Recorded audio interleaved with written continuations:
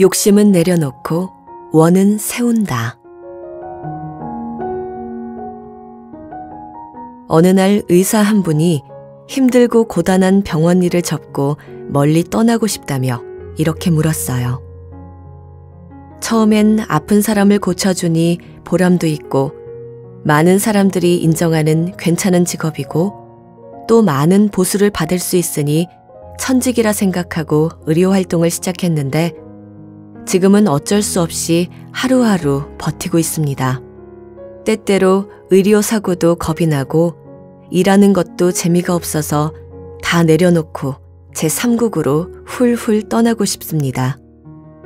그렇지만 이제 4살밖에 되지 않은 어린 딸을 생각하니 고민이 됩니다. 불교에서는 보통 욕심을 내려놓아라 라고 합니다. 그런데 이 말을 잘못 이해해서 현실의 괴로움을 회피하는 것을 내려놓는 것으로 착각하는 사람들이 있습니다. 그렇다면 내려놓는 것과 현실 회피는 어떻게 다를까요? 가장 큰 차이점은 결과가 다르다는 겁니다. 내려놓으면 같은 문제가 재발하지 않지만 현실 회피는 재발합니다. 예를 들어 애인과 헤어져서 속상한 사람이 현실의 괴로움을 잊으려고 저녁마다 술을 마시면 문제가 해결되나요? 아니에요. 아침에 술 깨면 다시 괴롭습니다. 그러나 아이고, 그동안 저와 함께 있어 주셔서 감사합니다. 안녕히 가십시오. 하고 집착을 내려놓을 수 있다면 더는 괴롭지 않습니다. 즉, 놓아버리면 문제가 해결되고 회피하면 같은 문제가 계속 되풀이됩니다. 또 부모님과 관계가 좋지 않아서 부모님의 전화를 받지 않고 피하기만 한다면 그 갈등과 괴로움은 계속 이어집니다. 그런데 일단 부모님의 전화를 받기 싫다는 거부감을 내려놓으면 괴로움이 사라집니다. 전화가 와도 기꺼이 받는다면 전화가 더 이상 부담이 되지 않습니다. 그러나 이렇게 내려놓아서 문제가 해결된 것 같다가도 이따금 다시 문제가 생기기도 합니다. 그것은 마음이 다시 그 문제를 붙잡기 때문이지요. 하지만 이미 내려놓았기 때문에 문제가 일어나더라도 전보다 다소 약하게 나타나서 능히 어려움을 이겨낼 수 있습니다. 반대로 회피하는 것은 단지 참는 것이기 때문에 갈수록 더 강도가 세게 나타납니다. 한 번 참고, 2번 참고, 3번 참다가 나중에는 결국 터지게 되지요. 그렇기 때문에 어떠한 문제에 직면하게 되면 단순히 회피하기보다는 정면으로 맞닥뜨려서 해결하는 것이 좋습니다. 이분도 만약 지금 병원을 그만두고 제3국으로 간다면 처음에는 홀가분하고 마음이 편할 수도 있겠지만 해결되지 않은 문제는 언제 어느 때 어떤 모양으로 다시 나타날지 모릅니다. 우리가 세상을 살아가는 데는 일반적으로 4가지 경우의 수가 있어요. 첫째, 하고 싶은데 해도 되는 상황. 둘째, 하고 싶은데 못하는 상황. 셋째, 하기 싫은데 안 해도 되는 상황. 넷째, 하기 싫은데 해야 하는 상황입니다. 하고 싶은데 해도 되는 상황이면 하면 됩니다. 하기 싫은데 안 해도 되는 상황이면 안 하면 그만이에요. 다시 말하면 우리 인생의 절반 정도는 자기 좋을 대로 하고 살 수 있어요. 문제는 하고 싶은데 하면 안 되고 하기 싫은데 해야 하는 상황이 벌어진다는 거죠. 이럴 때도 자기 하고 싶은 대로 하면 불행을 자초하게 됩니다. 따라서 아무리 하고 싶어도 해서는 안 되는 일은 하고 싶은 마음을 내려놓아야 합니다.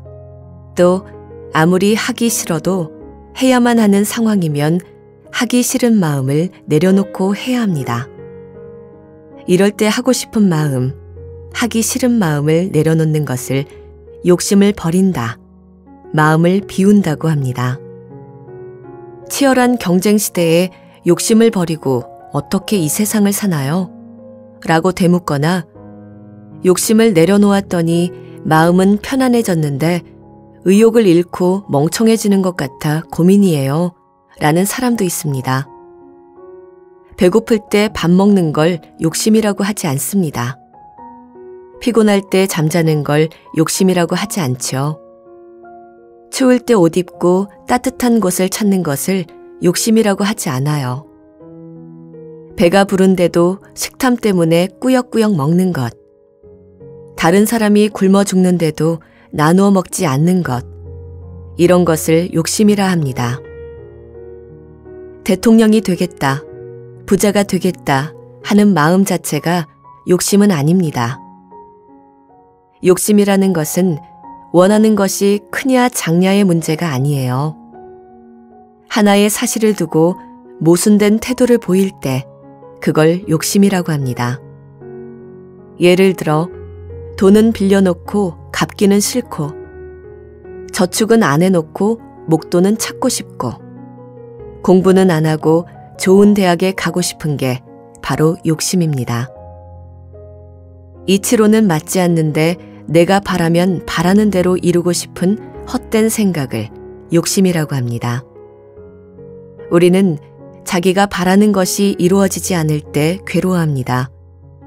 그 괴로움의 밑바닥에는 욕심이 자리하고 있습니다. 그래서 불교에서는 욕심을 내려놓고 대신에 원을 세우라고 합니다. 이때 욕심과 원의 차이는 무엇일까요?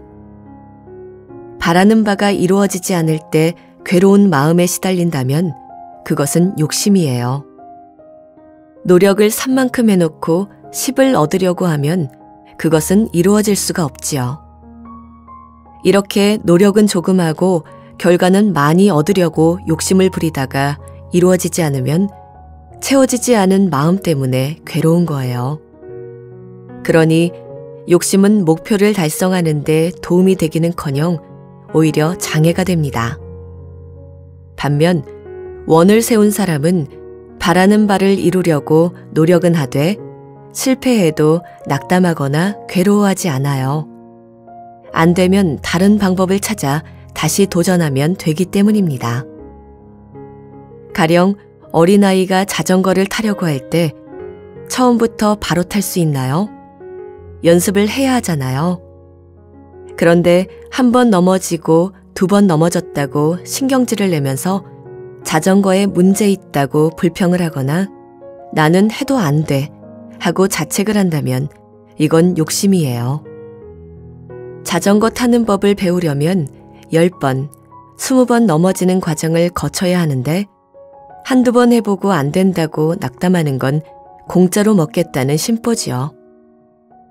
그런데 어린아이가 자전거 타는 법을 배우겠다고 나서서는 넘어져도 포기하지 않고 다치면 약 바르고 나와서 또 타보려고 도전한다면 그건 자전거를 타겠다는 원을 세운 거라고 볼 수 있습니다.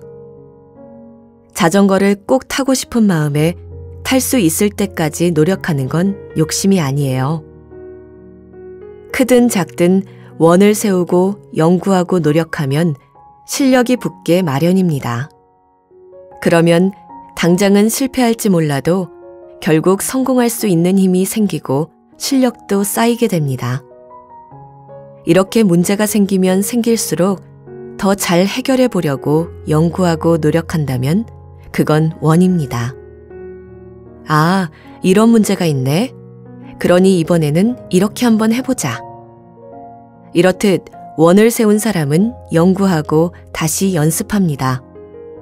그러다 이건 노력해도 안 되는 일이라고 판단이 들면 아무리 오랫동안 해온 일이라도 툭툭 털어버리고 다른 일을 합니다. 실망하거나 후회하거나 좌절하지 않아요. 결국 욕심을 버리라는 뜻은 무조건 부자가 되지 말라, 출세하지 말라는 게 아니에요. 만약 정말로 원하는 것이 있다면 욕심으로 하지 말고 원을 세워 성취해보라는 것입니다. 원을 세우고 그 원을 성취하기 위해 노력할 때 삶에 재미가 붙고 활력이 생깁니다. 그러면 바라는 게 이루어질 가능성도 높아집니다.